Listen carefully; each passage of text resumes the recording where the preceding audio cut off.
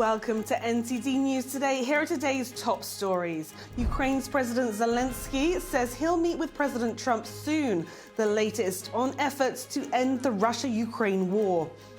The US has carried out a strike against ISIS in northwest Nigeria in coordination with Nigerian authorities, targeting terrorists and violent extremists. A federal judge blocks the deportation of a British activist as the US announces new visa bans over censorship concerns. A massive storm system sweeps through California, leaving roads in one town buried under mud and debris. Forecasters warn some areas are still at risk of flooding, high surf and avalanches.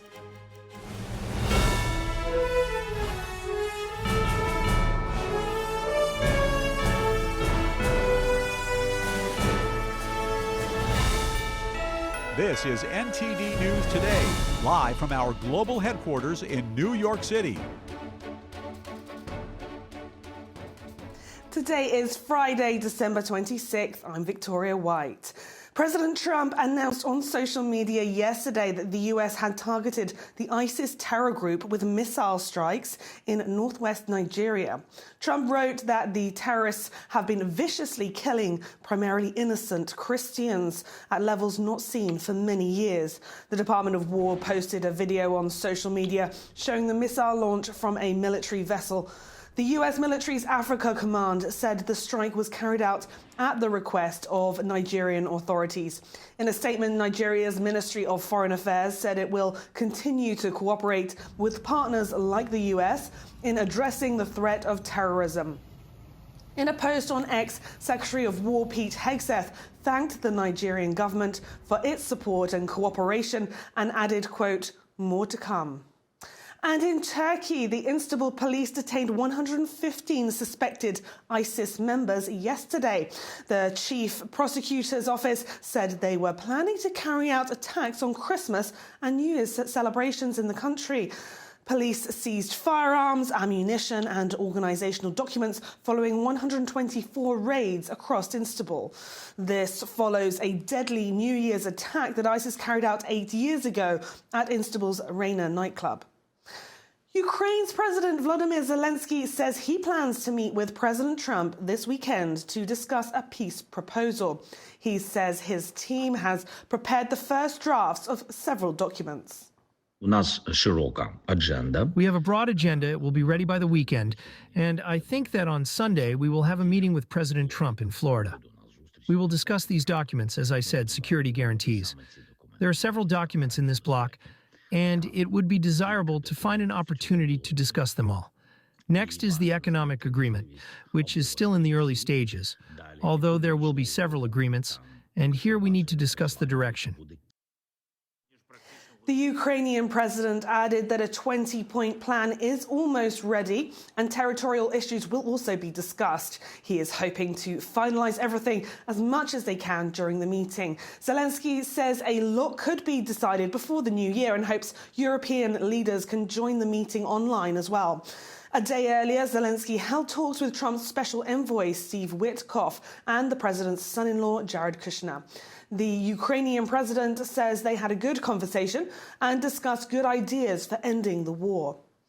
And Russian officials said today they would continue the dialogue with the Trump administration on ending the war. According to the Kremlin, a foreign policy aide spoke to the US officials by phone after receiving US peace proposals earlier. A Kremlin spokesman said he did not want to comment on the proposals as Russia felt making public remarks could undermine the negotiations. A federal judge has temporarily blocked the Trump administration from detaining and deporting a British activist. Imran Ahmed is the CEO of the Center for Countering Digital Hate. He is among those recently subjected to visa restrictions by the State Department for alleged censorship. Secretary of State Marco Rubio announced the visa bans on Tuesday while condemning the EU's Digital Services Act. US officials also criticized proceedings under that law against social media platform X, calling it censorship. Ahmed sued the Trump administration on Wednesday, arguing that the sanctions were political retaliation and violated the First Amendment. A State Department spokesperson said the Supreme Court and Congress have made it clear that the US is under no obligation to allow foreign aliens to reside in the country. The judge has set a hearing in the case for December 29th. Now to Southern California, where a powerful storm system brought record rainfall this week, triggering widespread flash flooding and mudslides. Residents in the mountain town of Wrightwood experienced flooding in burn scar areas that forecasters warned were less able to absorb water. I woke up at 8 a.m. with a phone call from my dad saying that the firefighters had just rescued him. And I said, from what? And he said, from 2 feet of water in my apartment. And then at some point I decided that the cats that were still here, because Granddad got rescued but the cats did not, I wanted to come and help them out because I wasn't confident that they were going to live. So I came down here, hiked here about 1.5 miles from my house in the rain, trenched through all of this stuff and got the cats out one at a time. Unfortunately, they all live. They're all okay. Just a little bit scared, but yeah, they're still fine.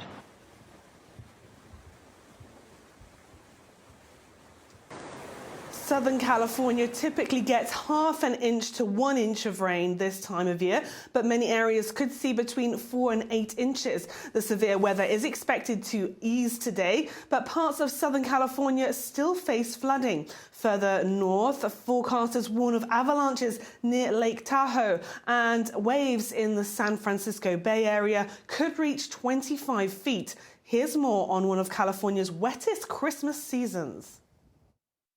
Everything was flooded. It was insane. Californians reeling from another day of brutal, deadly weather. Torrential rain triggering floodwaters that made roads treacherous and in many cases impassable. Thunderstorms and punishing winds causing damage across the state. In other areas, feet of snow also impacting travel. In Wrightwood, northeast of Los Angeles, authorities issued an evacuation warning Thursday due to mud and debris flows. We're approaching 10 inches for the Wrightwood area. Widespread flooding throughout the community. Emergency crews pulling people from flooded cars and homes. A number of rescues were performed throughout the day. Water rescues from vehicles traveling onto flooded roadways.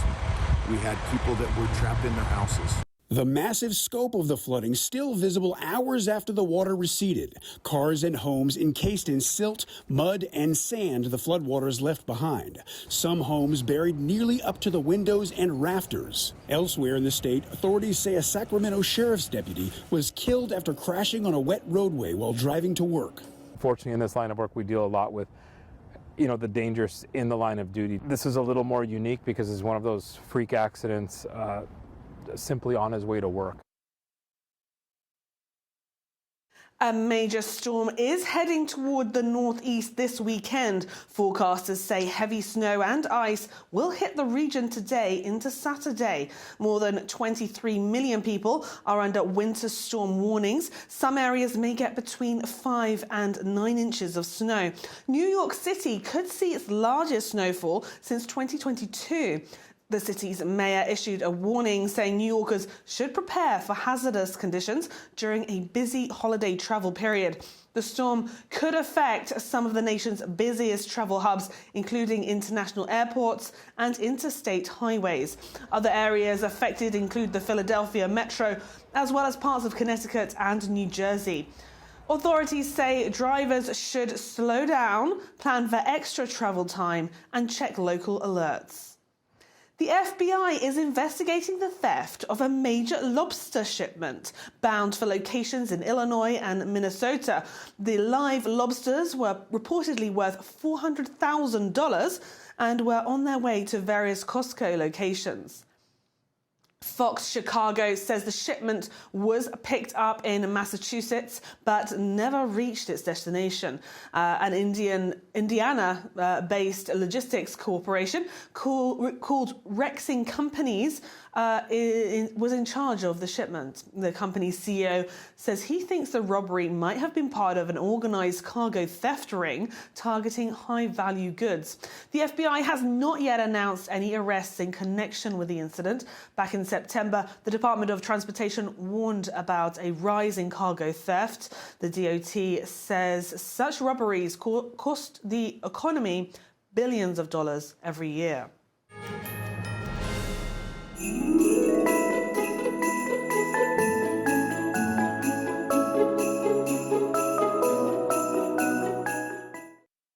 As we prepare to close out another year, Julie and I would like to extend our heartfelt wishes for a joyful and peaceful holiday season to each of you and your loved ones.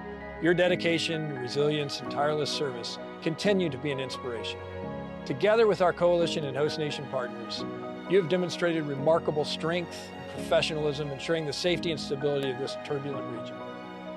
This year was not without its challenges, but it was your unwavering resolve that ensured our success. Each of you, whether at home or deployed, has played an indispensable role in making us the formidable and unified force that we are. Teammates, as we approach the end of 2025, I want to take a moment to reflect and say thank you. It has been a year of incredible change, dedication, and resilience across the command. From our crews on station around the globe to our staff supporting from ashore, your professionalism and commitment to the mission continue to inspire me. The holiday season is a time for gratitude and connection. For those at sea, we recognize it's challenging to be away from loved ones during this time of year.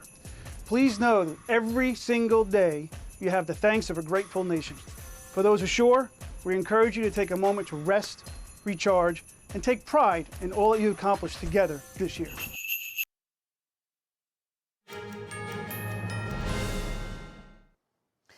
Every year, the Pentagon reports to lawmakers on the state of China's military. This year's report, released this week, warns of the regime's nuclear ambitions, the use of AI and long-range missiles. NTD's Melina Weisskopf has the takeaways. The U.S. defense apparatus keeps a keen eye on its number one adversary, the Chinese Communist Party. A new report reiterates that China is posturing its military to assert control over Taiwan as early as 2027. Analysts predict the use of long-range missiles are key to imposing an anti-access strategy. That's a strategy in which the regime could try to force expansionist claims and use missiles to deter outside forces from intervening. As for the use of AI, analysts say the CCP is studying the Russia-Ukraine war to determine how to use AI in warfare. But analysts predict it's still developing capabilities to implement this intelligentized strategy.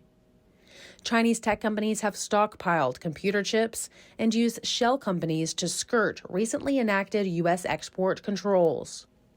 But the report notes several vulnerabilities in the regime's military, mainly due to corruption and equipment failures.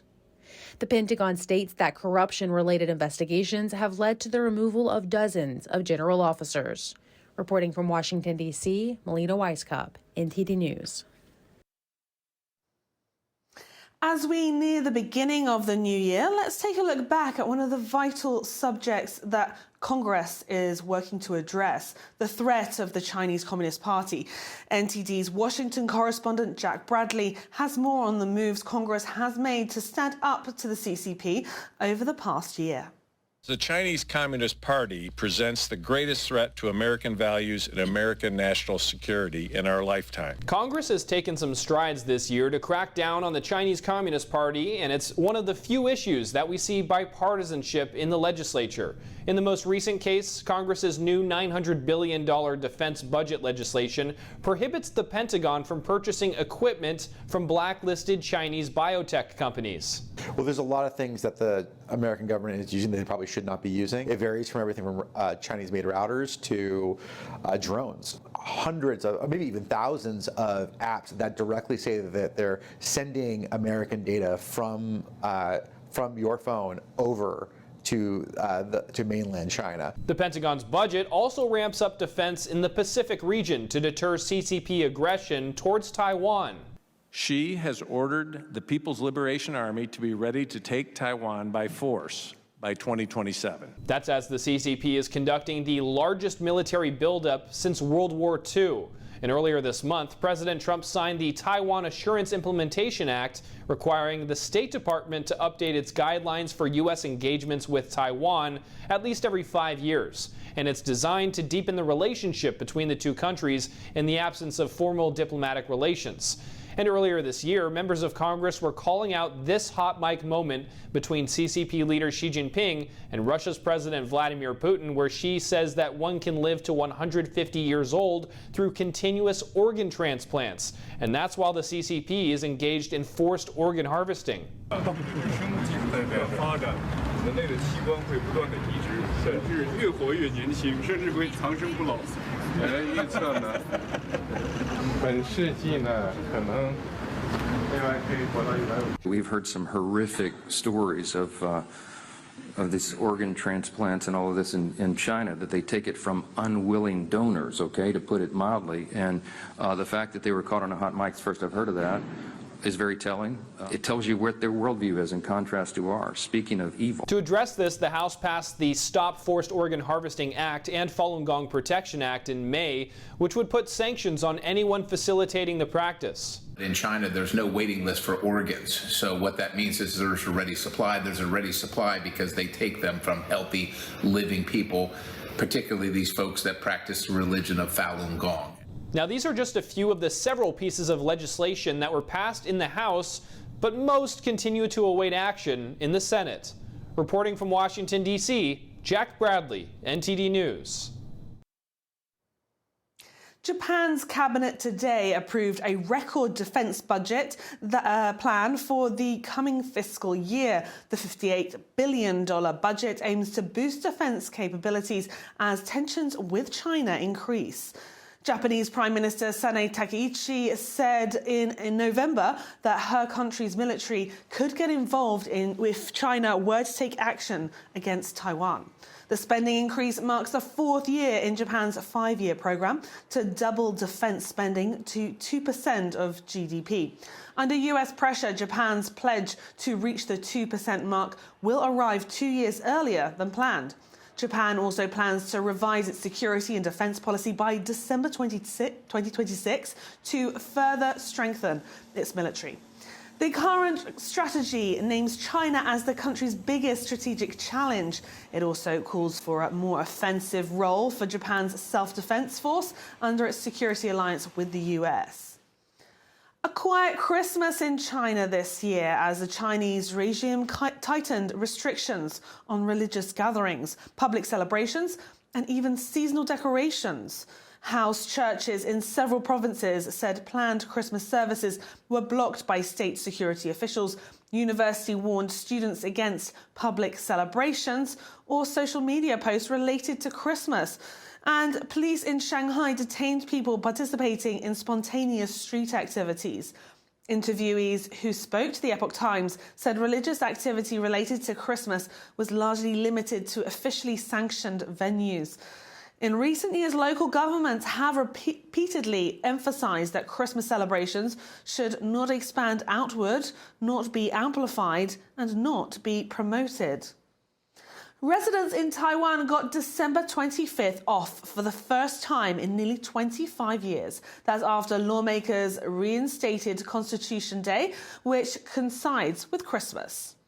The holiday marks the approval of Taiwan's constitution on December 25th, 1946, and its adoption on the same day in 1947.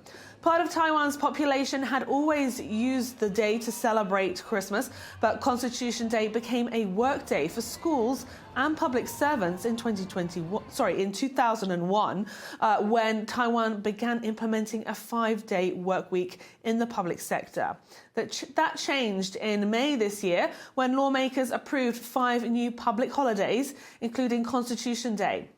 Meanwhile, on Christmas Eve, Taiwan's Ministry of National Defense posted a screenshot from NORAD's Santa tracker saying Santa flew over Taipei at 10:41 p.m. local time. The ministry added that the armed forces maintained full control of the surrounding sea and airspace, ensuring normal conditions throughout. And coming up, Malaysia's former premier has been convicted of abuse of power. Najib Razak has been sentenced to 15 years in jail.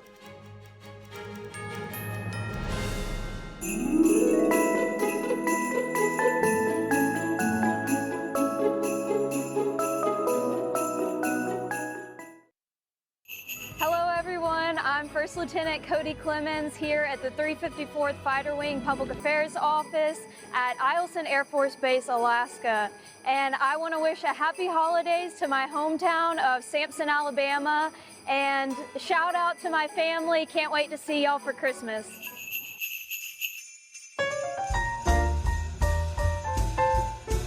We wish you a Merry Christmas. We wish you a Merry Christmas and a Happy New Year. Hi, my name is Colonel Shayla Baez, Fort McCoy Garrison Commander. And I'm Command Sergeant Major James Riddle, Fort McCoy Garrison Command Sergeant Major. This is my favorite time of the year, and as we get ready to kick off the holiday season, I would like to begin by thanking everyone for your service and your sacrifices. As a team, we face many challenges and more in 2025, and yet those teams face those challenges head on. As a team, we will continue to be successful in the new year. We wish you a safe and enjoyable holiday season. Happy holidays and Happy New Year. An abuse of power conviction for Malaysia's ex-Prime Minister Najib Razak. He has been sentenced to 15 years in jail. Here's what his lawyer had to say. I'm looking forward for this case to go to the Court of Appeal because every single point the judge had dealt with has been dealt with in a manner where our cross-examination of the witnesses, where our defense have not been examined by the judge. This is the biggest trial yet in a multi-billion-dollar scandal surrounding One Malaysia Development Berhad. It's a company Najib co-founded in 2009 while he was premier. A judge sentenced Najib to 15 years in prison on each of 4 counts of abuse of power. He also got 5 years in prison for each of the 21 charges of money laundering.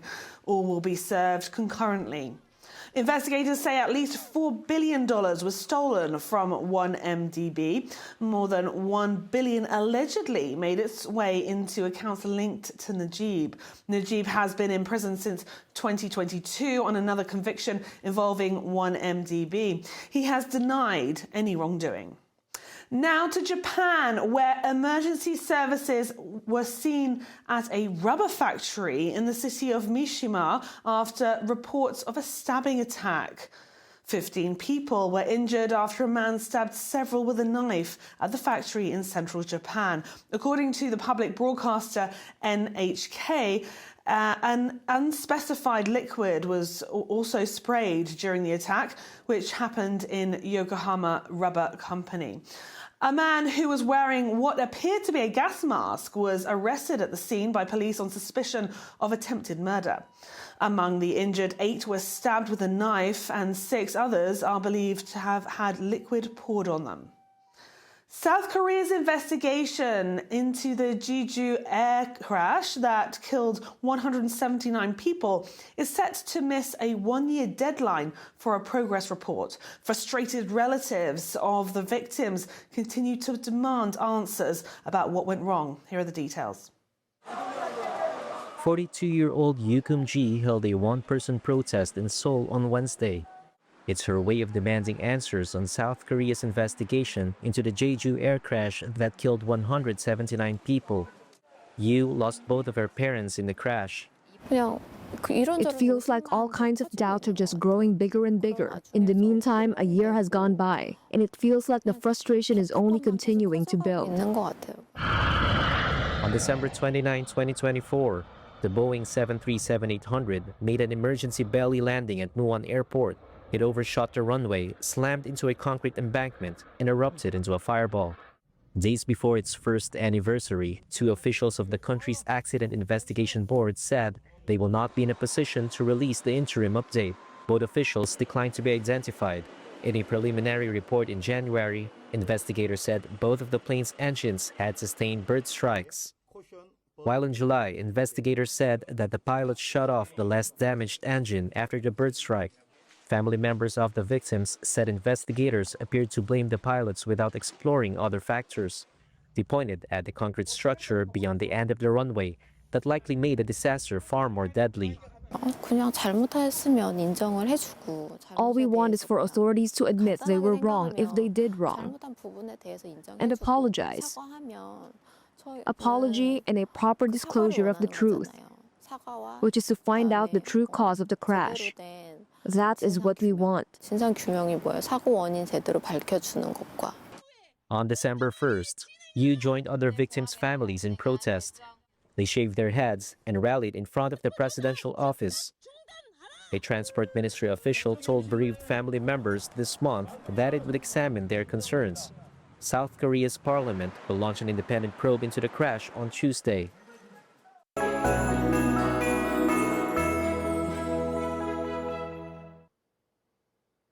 As Russia's war with Ukraine drags on, one Ukrainian delivery company has become a wartime success story. Here's more. Nearly 4 years into Russia's invasion, Novopost is still operating through blackouts, missile strikes and damaged transport links. The Ukrainian company says it now delivers more than 1.5 million parcels a day, a rare wartime success outside the defense sector. The branch is equipped with power generator. If the power goes out or we have a blackout, we have a generator and a Starlink.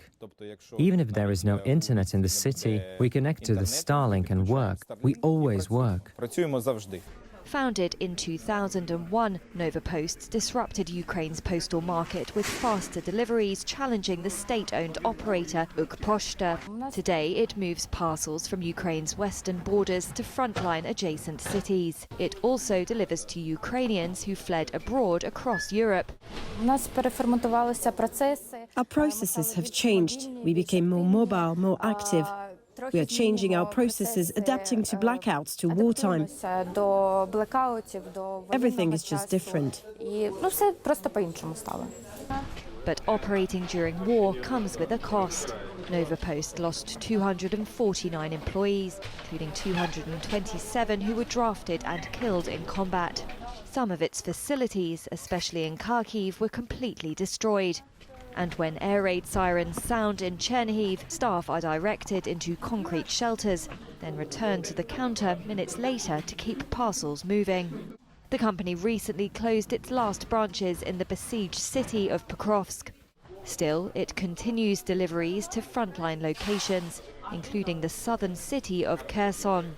Once focused on Ukraine and Moldova, Novopost now operates in 16 countries and plans further expansion in Europe, with more deliveries to the US, China and beyond.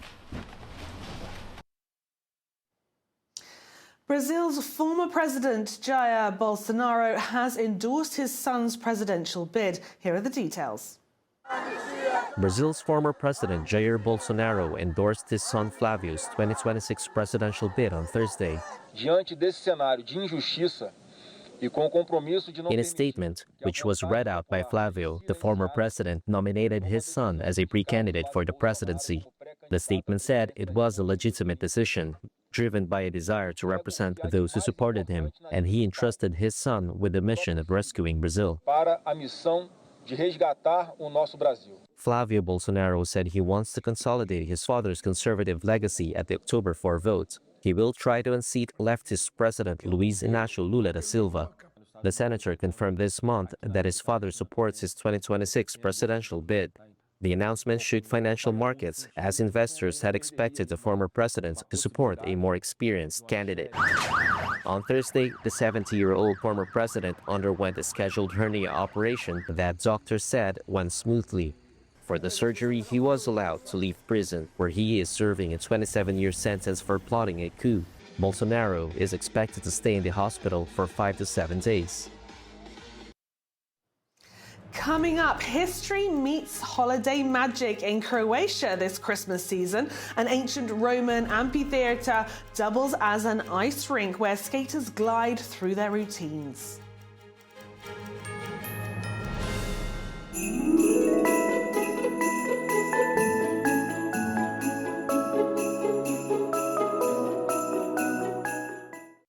Hi, I'm Specialist Garcia with the 102nd Military Police Company in Aldazi, Latvia.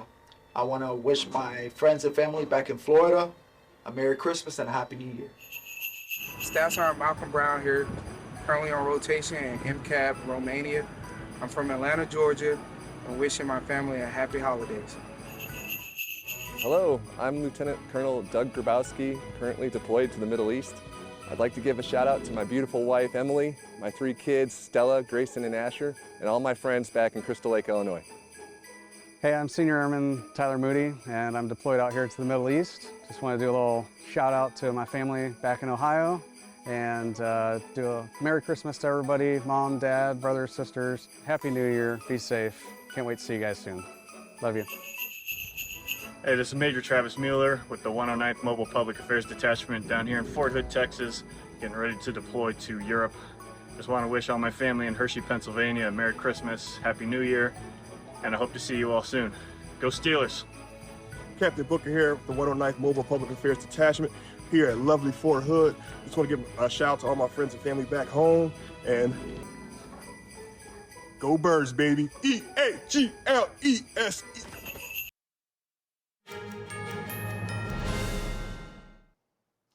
The much-anticipated 2026 World Tour of Shenyang Performing Arts has begun.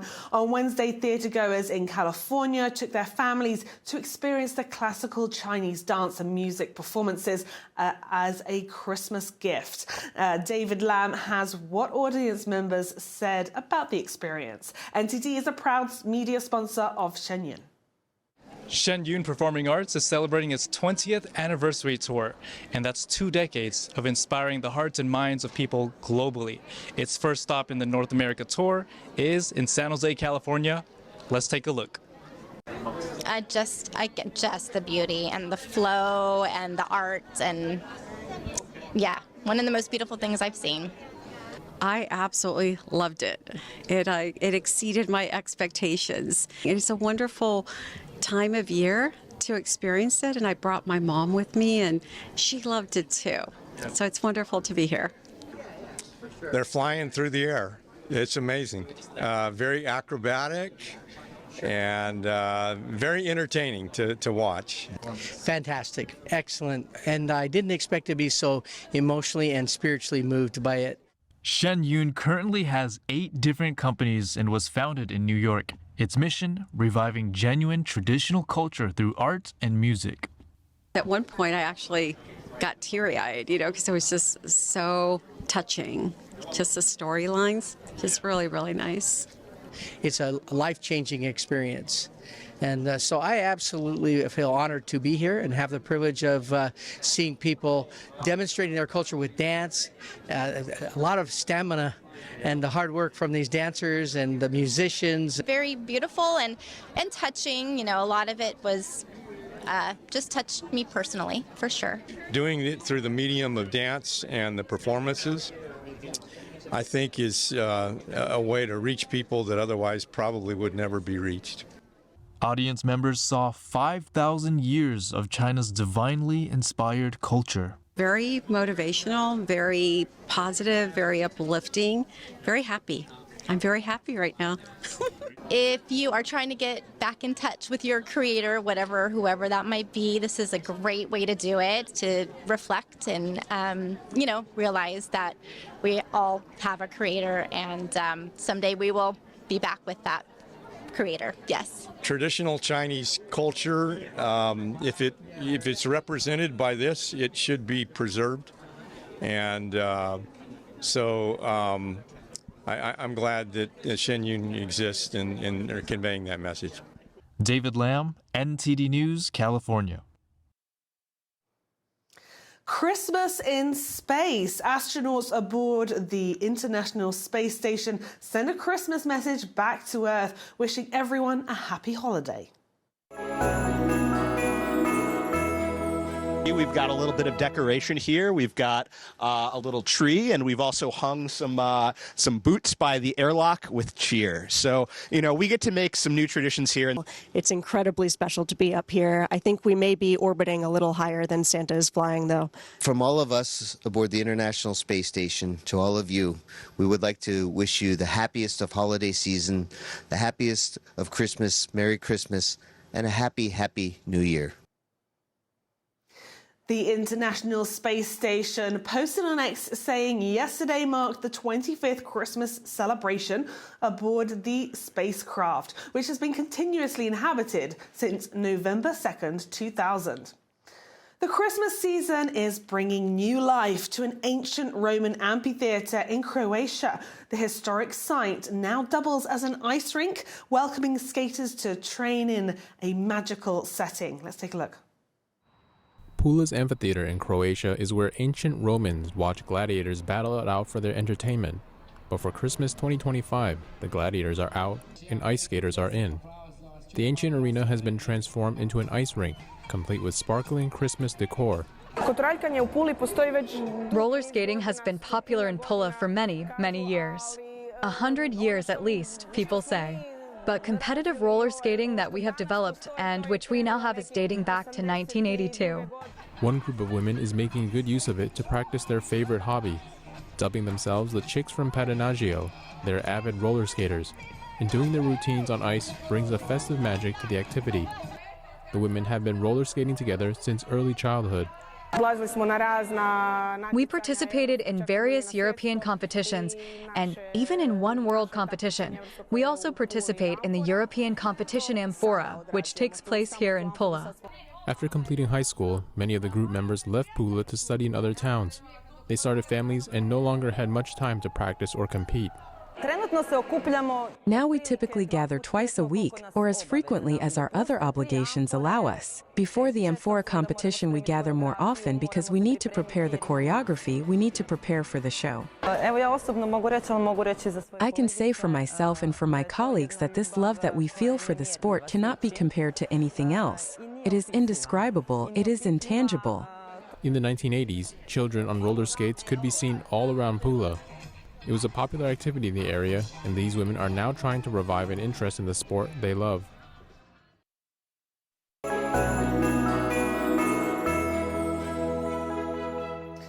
Two legendary puzzle game makers are combining their well-known puzzle games into one product. They're also meeting for the first time and discussing their new venture. NTD's Andrew Thomas has more.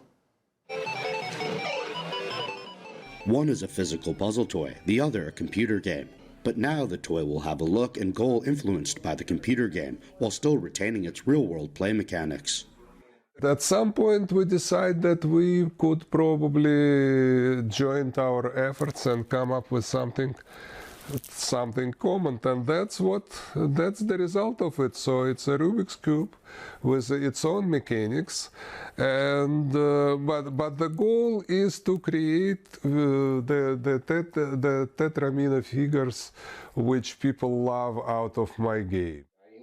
According to the Rubik's Cube website, Erno Rubik created a prototype of today's Rubik's Cube in 1974. He used it first as a teaching tool in his classes, as a way to teach his students about three-dimensional spaces. The toy grew popular in Hungary, but could not immediately reach the rest of the world due to authoritarian restrictions under Hungary's then communist government. Erno Rubik managed to find solutions by showing off the toy at international toy fairs outside of Hungary. To achieve your goals and to win the difficulties and so on, I believe it's an important element of life, and without that it can be very boring. And all the time I was sorry about people who are not recognize the excitements which are and the surrounding, and go away and without noticing what is beautiful or potentially valuable, and so on and so forth. I believe the young age is the most important part in our life. The Tetris video game was created 10 years after Rubik's invention. It also experienced an explosion in world popularity after it was able to reach beyond the borders of the authoritarian Soviet Union. Despite his own success, Alexei Pagentov is still such a great admirer of Rubik's invention.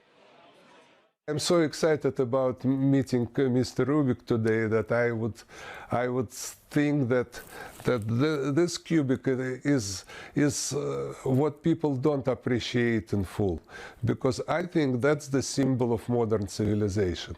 If I would put something as a evidence of human civilization on the outside, on the interstellar space object, that would be one of the 10 objects I would definitely put on it. In the age of artificial intelligence, both men agree on the importance of human enjoyment in figuring things out through persistence. Puzzles are not about some kind of achievement in the world. It's mainly the pleasure. Solving the puzzle gives you an incredible feeling of happiness. And that's what we produce making the puzzles for our customer. We provide them with the long hour of happiness. That's what we do. And none of artificial intelligence will stop us, be sure. A stunning worldwide competition is whittled down to the cream of the crop in landscape photography. Take a look. Just in time for the holidays, take a look at the best of the best from a worldwide photography competition aimed at highlighting talented and artistic eyes with a knack for lush landscapes. These are some of the impressive finalist images from the 12th Annual International Landscape Photographer of the Year competition. This year's contest saw more than 3,600 submissions from photogs all around the world who labored to cast light on the breadth and beauty of some of the world's most stunning natural vistas. There are too many highlights to name, as all of the artists captured simply spectacular views of earth, sea, and sky. However, all three were collected in the same striking shot by an Austrian artist who took the overall winning prize for Best Photograph of the Year. And it was an American's beautiful, bountiful body of work that won overall for Best Landscape Photographer of the Year. More of the incredible winner and finalist submissions can be viewed in the online ebook at internationallandscapephotographer.com. Finally, we leave you with a holiday-esque landscape shot from sunny Arizona, which probably isn't having a white Christmas anytime soon, but is showing no less holiday spirit with a giant 40-foot inflatable elf perched on the side of a spire in Scottsdale. The 125-foot spire was originally built to honor legendary architect Frank Lloyd Wright, but for the season, it's been transformed into what KNXV reports may be one of the largest elf-on-the-shelf installations in the world. Happiest of holidays, everyone.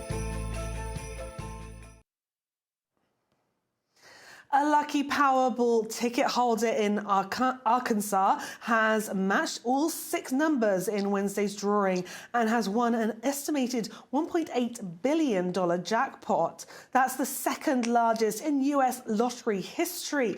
The winning ticket was sold at a Murphy USA gas station in Cabot, Arkansas, a suburb of Little Rock.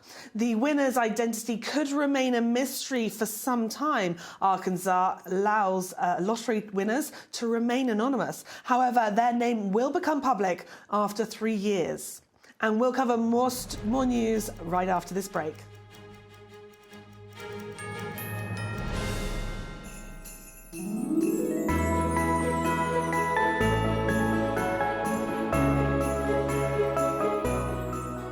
It's Steph and Carrie from NTD. Good morning. And on behalf of our entire NTD family, we want to wish you a very happy holidays. And a joyous new year.